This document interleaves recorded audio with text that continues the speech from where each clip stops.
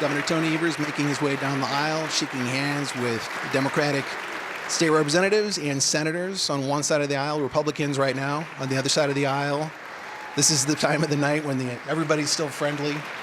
Nobody's dug in just yet. Start of a new session. Speech hasn't gotten going yet.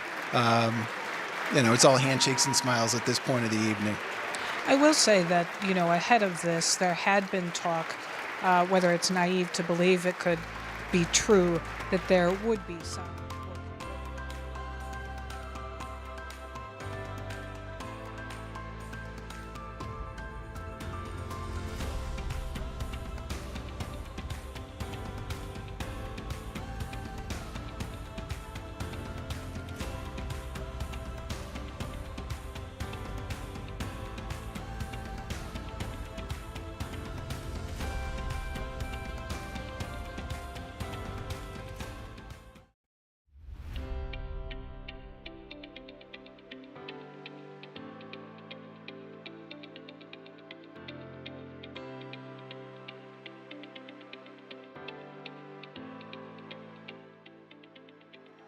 Let's now listen to Governor Tony Evers.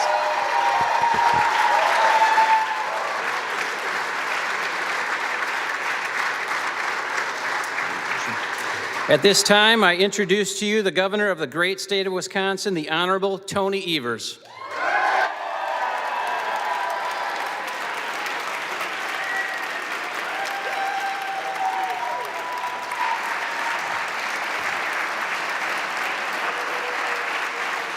Thank you so much. Good evening, Wisconsin.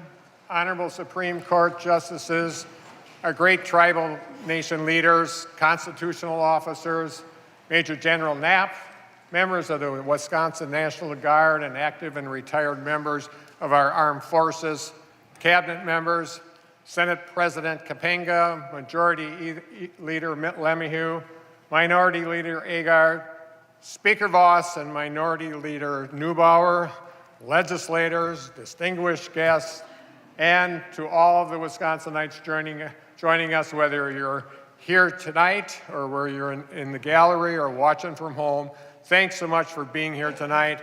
I'm Tony Evers, and I'm proud to be standing here tonight as the 46th governor of the great state of Wisconsin to deliver my 5th State of the State address.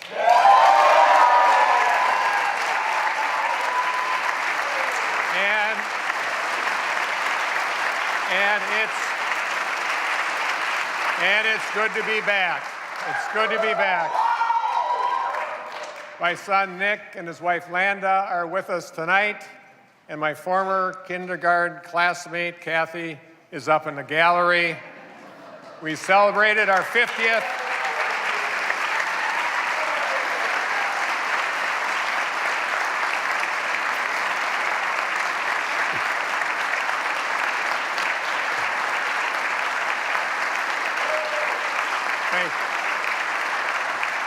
We've celebrated our 50th wedding anniversary last year, and this year we'll be celebrating our 54th year of going to the Wisconsin State Fair together. How about that, Kathleen, Francis? Thank you so much for your relentless support, understanding, really good humor, and insight. I love you so much. Thank you.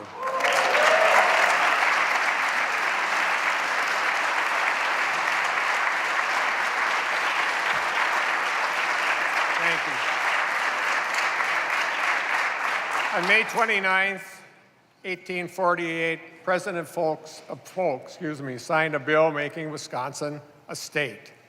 That means in 2023, we'll be celebrating Wisconsin's 175th birthday, and I'm proud to report to you tonight that in 175 years of statehood, our state has never been in a better fiscal position than it is today.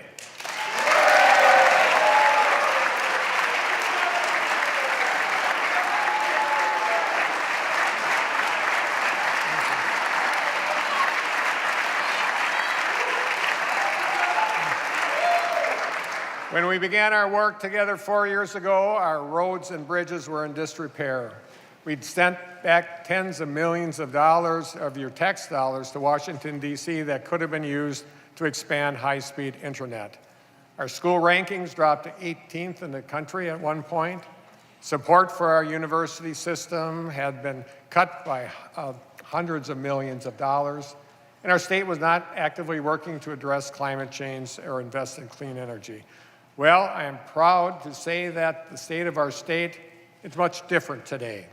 We've gotten to work fixing the darn roads. I even helped fill some of those potholes by myself, by the way. It's not a full-time job for me.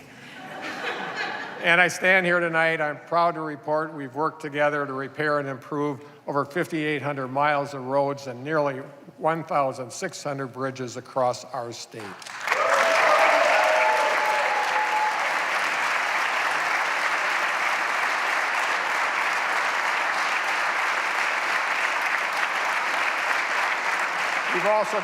We've also gotten back on track preparing our state and our workforce and our economy for this century. Over the last 4 years, we've allocated more than $340 million into expanding high-speed internet, more than any other administration in our state's history.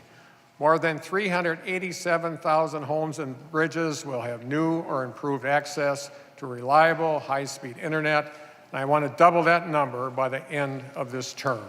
And together we will do that.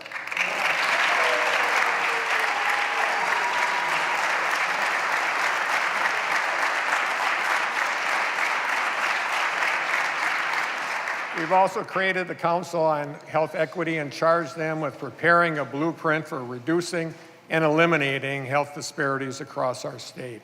We created the state's first ever plan to respond to and mitigate the effects of climate change. I signed an executive order creating the first ever Office of Environmental Justice to develop strategies that will help us address disparate impacts of climate change in communities across the state. Our state now has a clean energy plan with strategies to help lower energy bills for working families, reduce our reliance on out-of-state energy sources, invest in job training and apprenticeship programs in innovative industries and technologies, and create an estimated more than 40,000 jobs by 2030.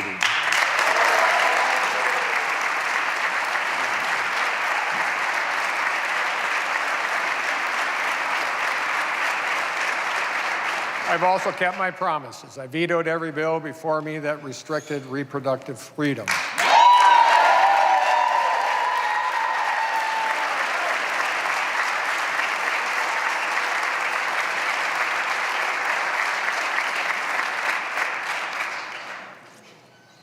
Excuse me.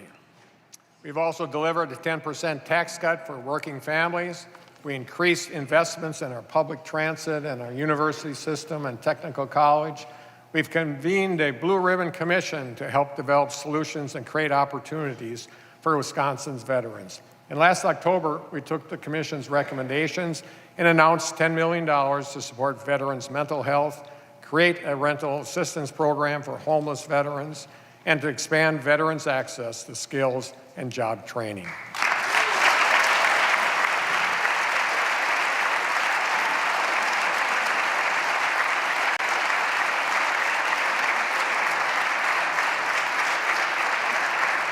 We've gotten to work these last 4 years making smart strategic investments, and our state's economy shows it. Over the last 4 years, unemployment has hit record lows, and we've had the highest number of people employed ever.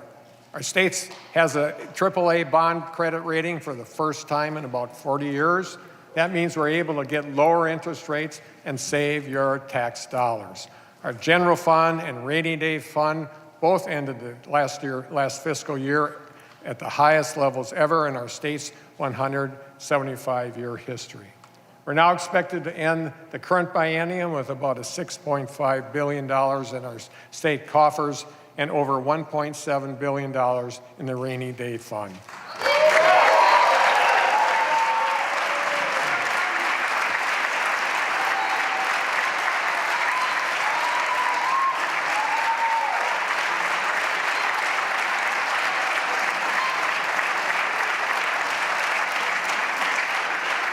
And that's great news, Wisconsin. It means we can continue our progress making the wise investments we've long needed to do, and not because anyone wants to make government bigger, but because Wisconsinites want a government that works and works better. We have roads and bridges to fix, schools to fund, kids to support, communities to keep safe, water to keep clean, and a future we built together after years of neglect that today we must work to protect. We've worked to invest in public education at every level after a decade of disinvestment. We passed the largest increase in special education aid in state's history. Our K-12 schools have now returned to the top 10 in the country.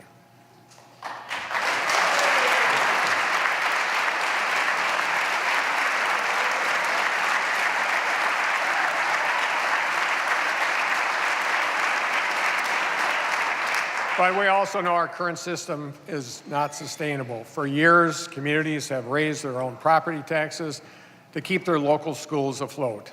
And while some school districts have successfully passed referenda to help keep the lights on, many have tried and failed. The system means drastic differences in outcomes for our kids, creating winners and losers, haves and have-not. Doing what's best for our kids has always been what's best for our state, and today, we can afford to do more. So I'm going to deliver on the promise I made before the election to use a portion of our state's historic surplus to make an historic investment in our kids and in our schools.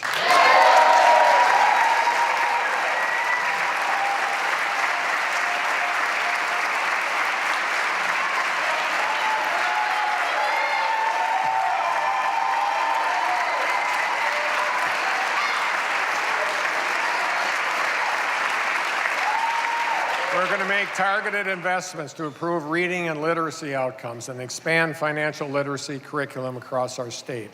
We're going to invest $20 million to increase literacy-related programming and implement evidence-based reading practices across Wisconsin. And our Do the Math initiative will help ensure our kids have the tools and skills to make smart budgeting and financial decisions to prepare for their future.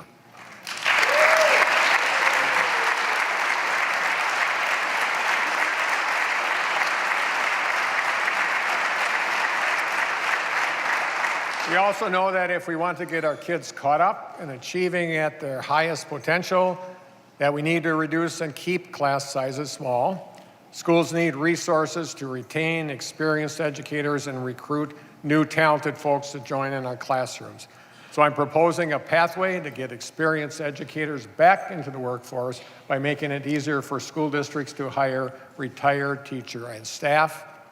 And we're going to invest $20 million into recruiting, developing, and retaining teachers and student teachers, including $10 million for our local homegrown educators to bolster our educator pipeline and ensure it's sustainable for the future.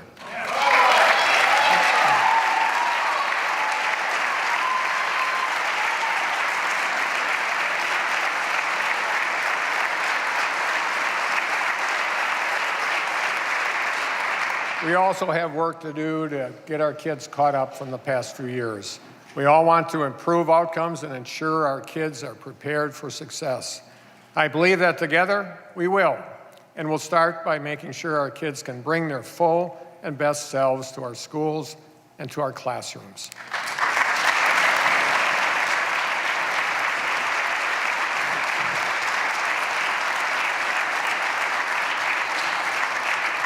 Now, we cannot overstate the profound impact that the past few years have had on our kids in many ways, and that includes their mental health. According to the Office of Children's Mental Health 2022 report, about 1/3 of our kids experience sadness and hopelessness every day. That's every day, a 10% increase over the last decade. Kids in crisis are often distracted or disengaged in class, might not be able to finish their homework, and won't be able to focus on their studies at home or at school.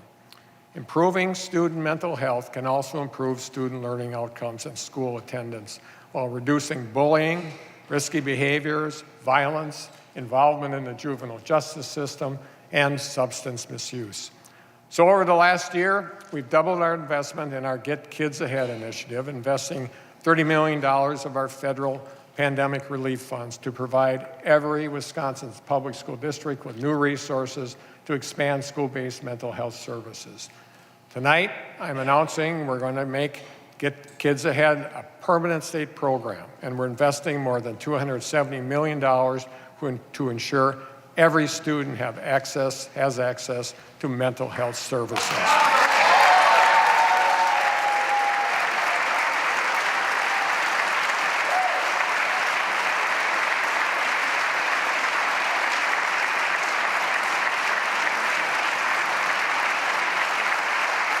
It's important, folks.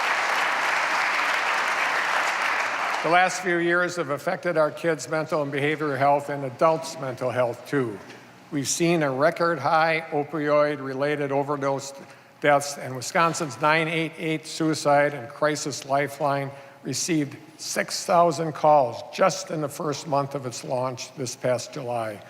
The state of mental health in Wisconsin is a quiet, burgeoning crisis that I believe will have catastrophic consequences for generations if we don't treat it with the urgency it requires. Mental and behavioral health is as much of a health issue as it is an economic one. It affects kids in the classroom.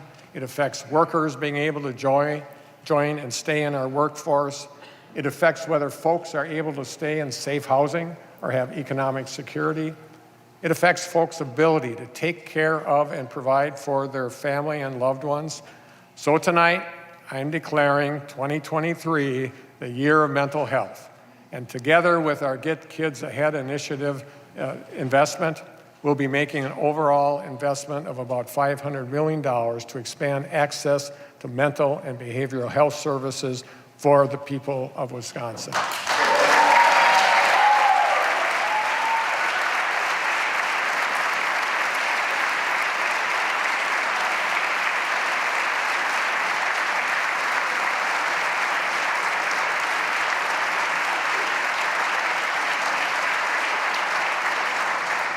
The 2022 report by the University of Wisconsin Population Health Institute indicates that there are 440 people for each mental health provider in Wisconsin.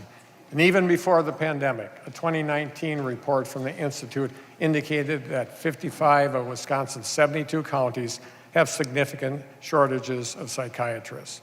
So we're also going to invest in making sure we have adequate available mental health professionals who can provide the treatment Wisconsinites need across our state. We're going to invest in developing robust prevention strategies to reduce suicide, self-harm, and other mental and behavioral health-related injuries. And that includes state resources to support 988, the new Suicide and Crisis Lifeline, which went live in 2022 thanks to our Senator Tammy Baldwin, as well as increased support for peer-run and community-based services across the state.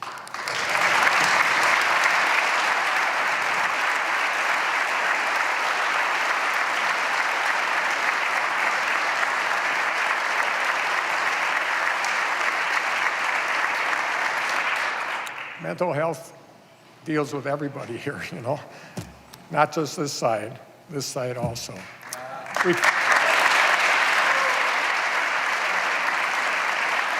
cannot look back 2 years from now as we prepare the next budget and wonder whether we should have done more and sooner to take good care of our mental health.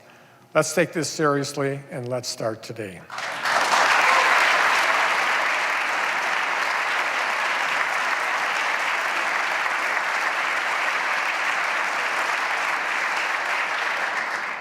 And mental health is just one issue facing our state that needs urgent attention and action. I've also spent 4 years trying to get some folks, and some of them in this room, believing PFAS are a pressing threat to our state's economy and our health and our well-being and our way of life. I created the state's PFAS Action Council to prepare the state's first ever PFAS action plan. We set enforceable PFAS drinking and surface water standards for the first time ever.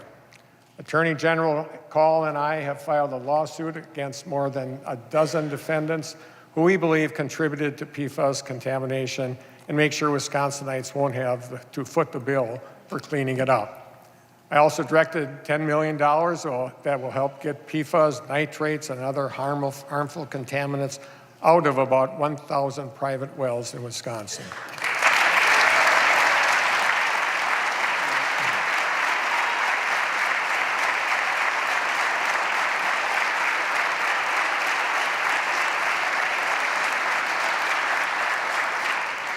Clean drinking water has been a priority for my administration from day one. We've also proposed efforts and resources and ideas to make headway on PFAS and other contaminants that have been obstructed, delayed, and outright rejected. So tonight, I implore you again to join us in this fight. The work we must do to address PFAS and other contaminants grows harder and more expensive with each day of delay. Partisan politics cannot keep getting in the way of this work while Wisconsinites worry about the water coming from their tap. Clean water must be a top priority from us, from PFAS to lead to nitrates, and it will be in my executive budget I'll announce next month. I'm proposing to invest more than $100 million to take a three-pronged approach to confronting PFAS across the state. We're going to increase PFAS testing, sampling, and monitoring statewide so that we can find these contaminants and get them out of the water. We're going to make more resources available to on-the-ground partners to respond to PFAS contamination when it happens. And we're going to work to increase awareness about the dangers of PFAS so folks can take steps to keep themselves and their loved ones safe.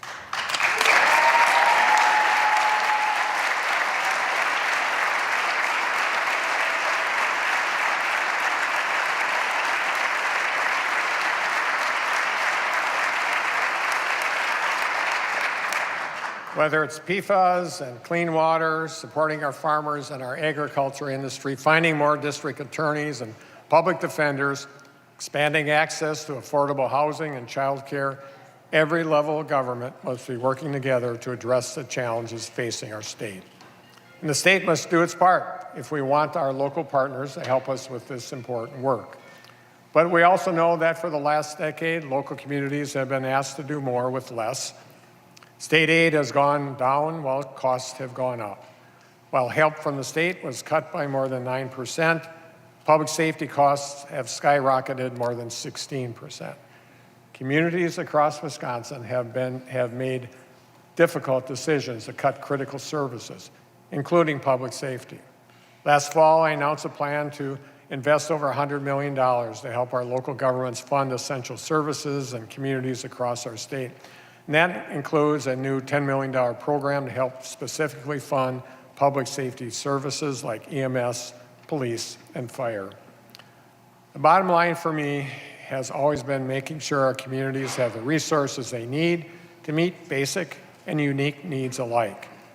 But there are a lot of different ways we can find compromise to achieve that goal. And together we will. So as we keep working together on a plan, let's find common ground. I'm announcing tonight that I will work together on a budget provision that will send a total of up to 20% of the state's sales tax revenue back to our local communities for shared revenue.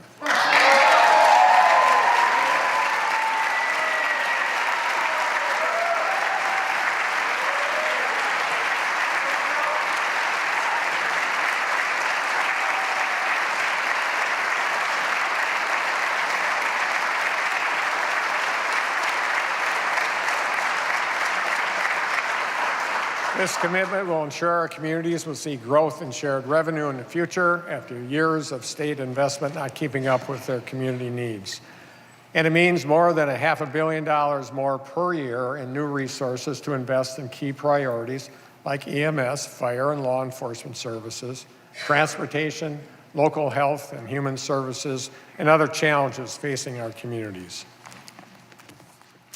The state must fulfill its obligation to fund our communities, just like we must fully fund our public schools and invest in clean water. Our state and our economy and our workforce depend on these investments.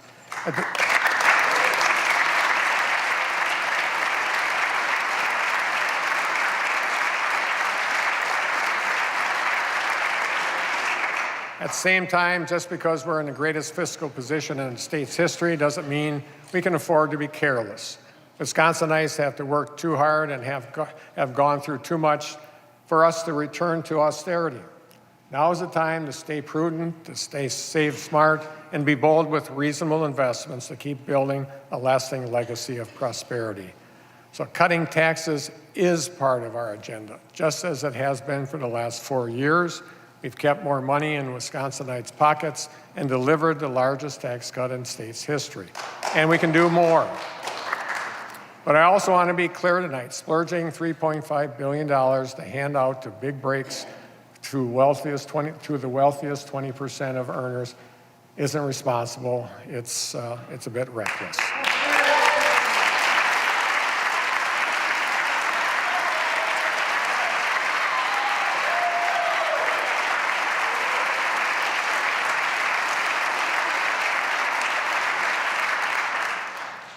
When we deliver tax relief, and we will deliver tax relief, we're going to do it responsibly by ensuring we can keep taxes low now and in the future, and we'll do it without driving our state into debt or causing devastating cuts to priorities like public schools and public safety.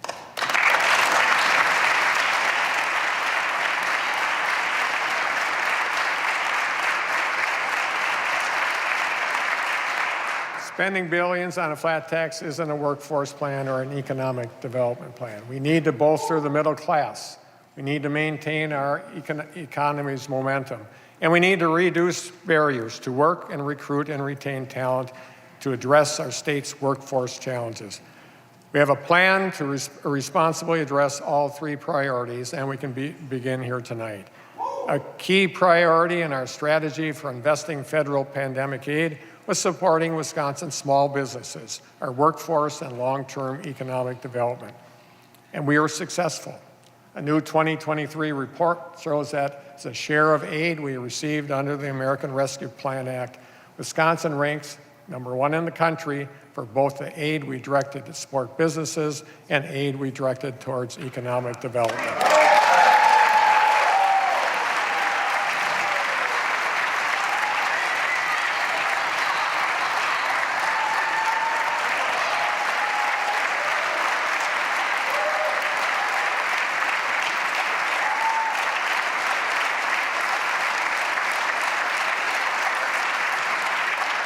We invested more than $800 million to provide grants to tens of thousands of businesses to respond to and get through the pandemic, to make healthy and safe improvements, purchasing inventory, affording payroll and rent, and to keep the lights on. Through our successful Main Street Bounce Back grant program, I'm proud to announce tonight that we've helped more than 8,500 Wisconsin small businesses expand and move into vacant storefronts in communities across all 72 counties.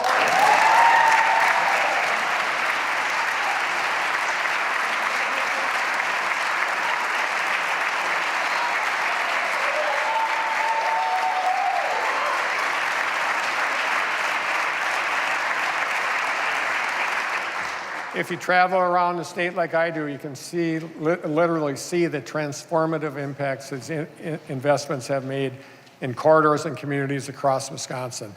Take Fond du Lac, for example, right by where Kathy and I grew up in Plymouth, cheese capital of the world, by the way. Some things haven't changed much over the years, like Edith's right downtown in Fondy, where Kathy bought her first wedding, or her wedding, not her first wedding dress. Her first and last wedding dress, I hope. Good Lord. But other things have changed, even just in the last year alone. Monica, who owns a jewelry store in Fond du Lac, is one of those businesses that received one of our Main Street Bounce Back grants. Monica took a chance opening her store on a street in Fondy that at the time was surrounded by empty storefronts. She thought maybe in 5 to 10 years, other shops might fill in around her. Her shop opened its doors just about 2 years ago now. Today, Monica's small business is surrounded by new business storefronts, many of which who received our Main Street Bounce Back grants. In fact, Monica's shop is doing so well, she's moving her business into a bigger space just a few blocks away.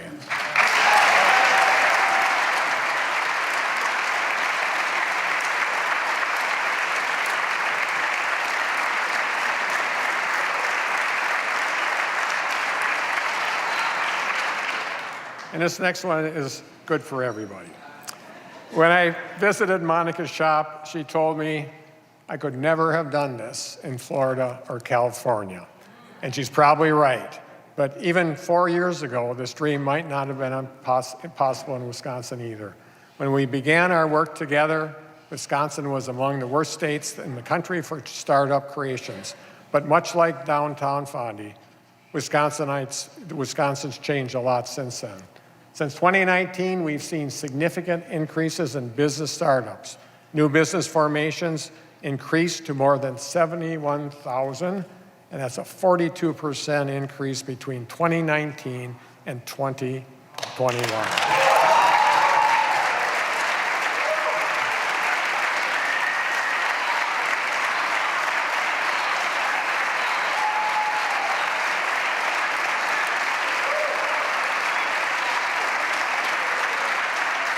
And that was no accident, folks. Our economic recovery plan worked by design.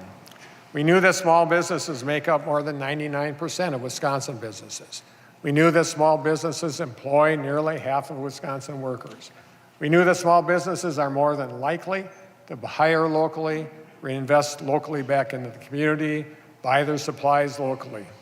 We fueled our economic recovery by harnessing the ingenuity and homegrown talent we already have right here in Wisconsin.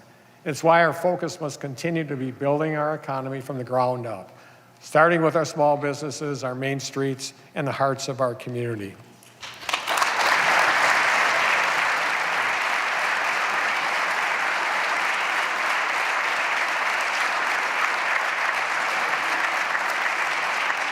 Tonight, I'm excited to announce we're going to continue our Main Street Bounce Back program in my biennial budget with a $50 million investment to provide as many as 5,000 eligible businesses with grants up to $10,000 to help afford building repairs and improvements, lease and mortgage payments, and defray other expenses that can be a barrier to someone's dream becoming a successful business.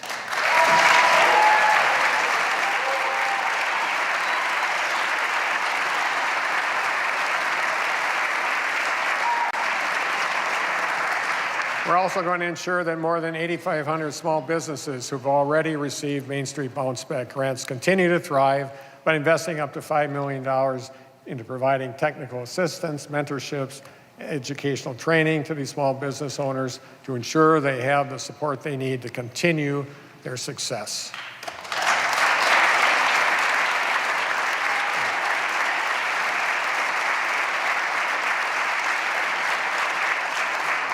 Our homegrown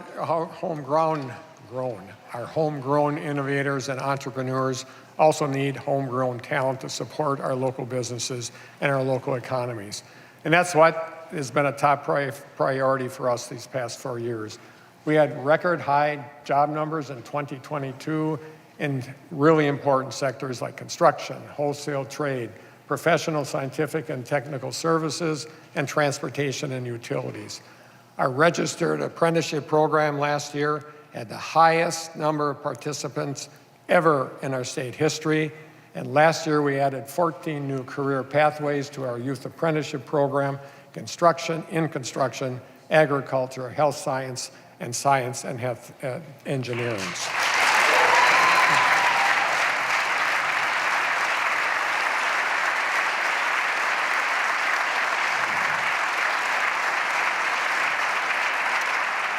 We made a groundbreaking investment into 3 programs designed to address our state's post-pandemic workforce needs, including our Worker Advancement Initiative and our Worker Connection Program, which help provide more skills training, career coaching, and connected unemployed workers with available jobs.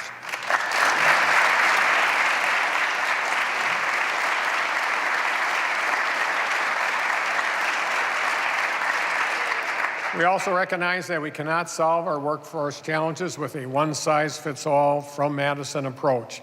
what Superior needs to support its local workforce and economy might be different from the needs in Platteville and Milwaukee or La Crosse or Marinette. So we created the Workforce Innovation Grant Program and invested in 27 local projects across our state to develop long-term, locally based solutions that meet the unique needs of local communities and regions. One of those projects at Wisconsin Forestry Center at UW-Stevens Point is focused on developing the next generation of forestry professionals with a skills curriculum in K through 12 schools to get more young people into this critical profession. Yeah, how about that?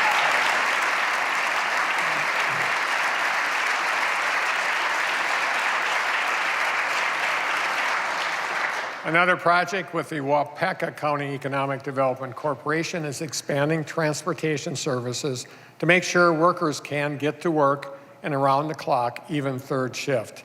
Tonight, I'm announcing we're going to continue harnessing our local ingenuity through the Workforce Innovation Grant with a $100 million investment in my budget to keep developing new innovative ideas and locally based projects that will support our workforce and economic development based on what those communities and regions need.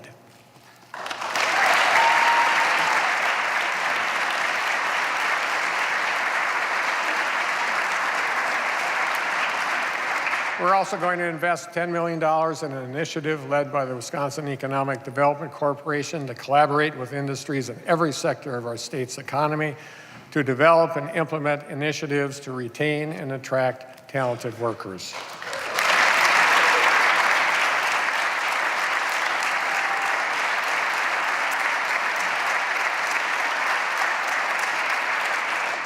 And you all know this. We also need investments in targeted industries that we know have been hit hard by the pandemic, including the healthcare industry. I'll propose a historic $50 million investment to bolster Wisconsin's healthcare workforce, to expand our long-term care providers, increase the number of mental health providers and psychiatrists, and expand the Wisconsin Nurse Educator Program to provide high-quality education for our future nurses.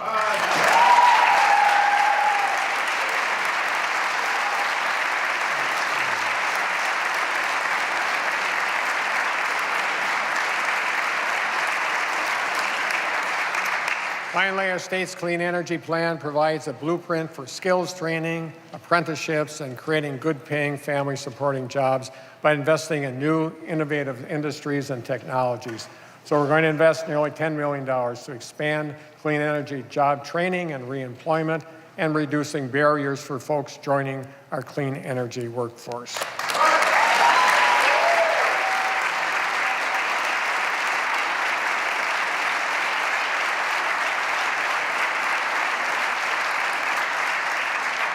But there's another critical factor that affects our state's workforce, and I hear about it everywhere I go, no matter which corner of the state I'm visiting. 54% of Wisconsinites today live in a child care desert, where there are few to no high-quality options for child care in their neighborhood or their community. And even if there were a nearby child care provider, it still might not be affordable for a working family. If we want to address our state's workforce challenges, we have to make sure child care is accessible and affordable, and together we will.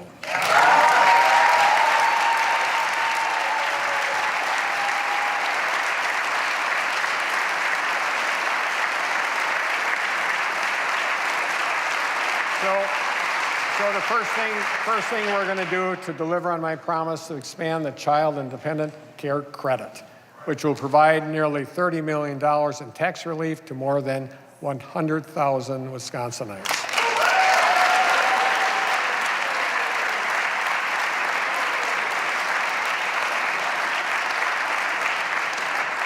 Through our Partner Up program, more than 200 employers from Prescott to Trivers are helping make child care more affordable for their employees. We've also helped stabilize the child care industry through our monthly child care counts program, providing the financial stability providers needed to stay open and recruit and retain quality staff to care for our kids. All told, we helped more than 3,300 providers across the state keep their doors open, and we helped more than 22,000 child care professionals stay employed or become employed, and we helped ensure care continuing for more than 113,000 kids across our state.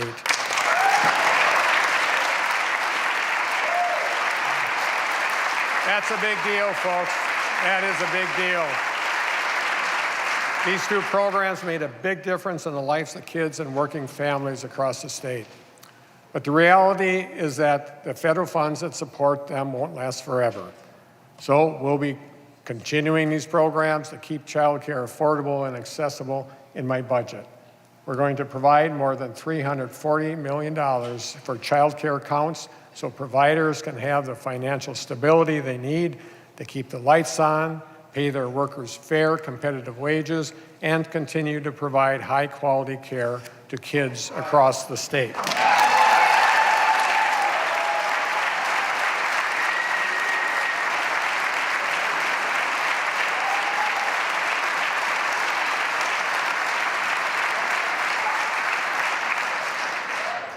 We'll also be investing more than $22 million into the Partner Up program to expand partnerships between employers and child care providers, because our employers are ready to play a role in ensuring workers have the access to affordable child care, and we're ready to support them.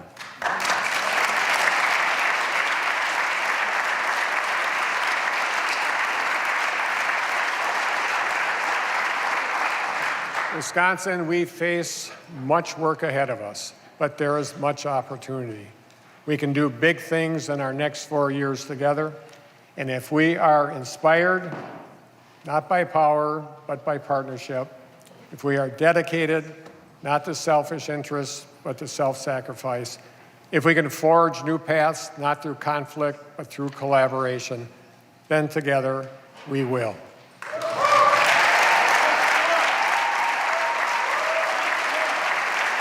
So let's get to work, folks.